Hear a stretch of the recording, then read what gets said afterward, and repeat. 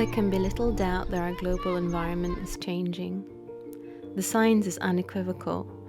It's all too clear that we'll be seeing rising temperatures and sea levels, more frequent and intense extreme weather events such as heavy rains, heat waves, cyclones, and floods.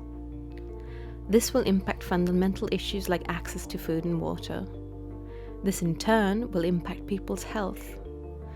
We're also likely to see new and changing diseases and people falling sick because of pollution. And people will start leaving their homes as some places become uninhabitable over time.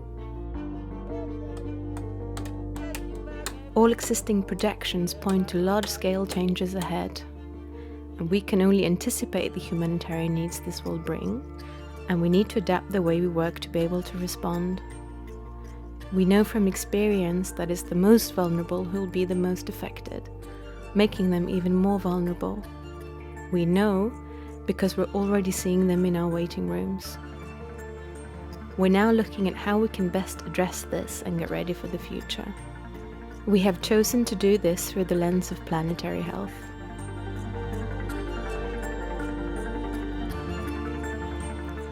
Planetary health is a relatively new health discipline. It focuses on the changes that humans are making to our environment and the impacts that has on human health. These changes to the environment destabilize the natural ecosystem, causing climate change and pollution of our air, soil, and rivers. This, in turn, affects the water we drink and the air we breathe. It means we will see disruptions to our food production systems and changing patterns of diseases, such as malaria. It means we may see new diseases we didn't know before, and also the re-emergence of other diseases as the ecological conditions for transmission of diseases change.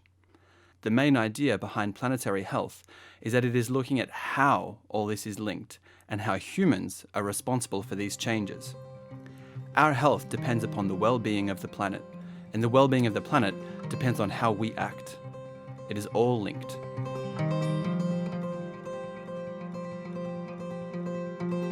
We are a medical humanitarian organization, so it touches us in two fronts. It touches us as medics, because as medics we are concerned about the health of our patients, their communities, and the populations we are trying to serve.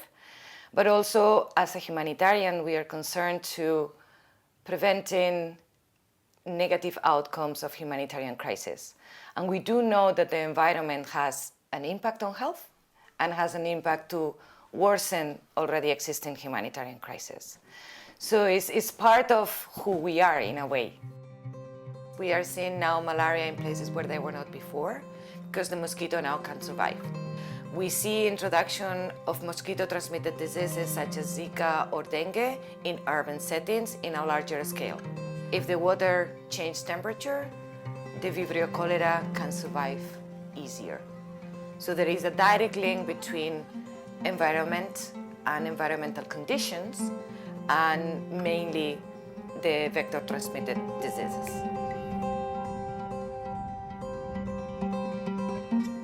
Donc quand on parle de regarder toute nouvelle intervention en intégrant un prisme santé planétaire, c'est se dire, ok, donc au niveau climatique ici, il se passe quoi? Est-ce que les sécheresses sont plus sévères? Est-ce que les pluviométries sont plus sévères? Est-ce qu'il y en a moins? Mais quand il y en a, elles lavent tous les sols. Est-ce qu'on a une augmentation de la température en moyenne?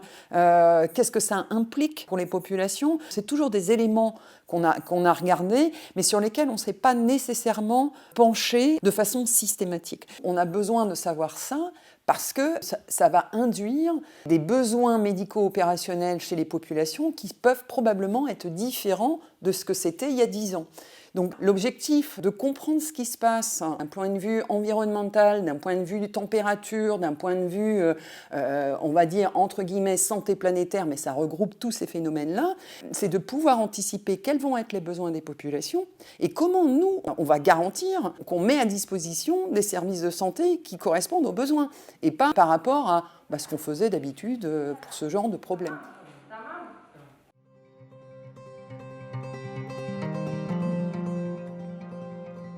We can cure people, but we also have to avoid making people sick. So we have a double responsibility as a medical organization of restoring physical health, but maintaining environmental health to avoid people getting sick tomorrow. As running hospitals, as running large medical programs, we are reviewing our way of working in those programs to be able to provide the same level of care and with the same speed and impact, but trying to make it in a way that does not contribute to the climate emergency.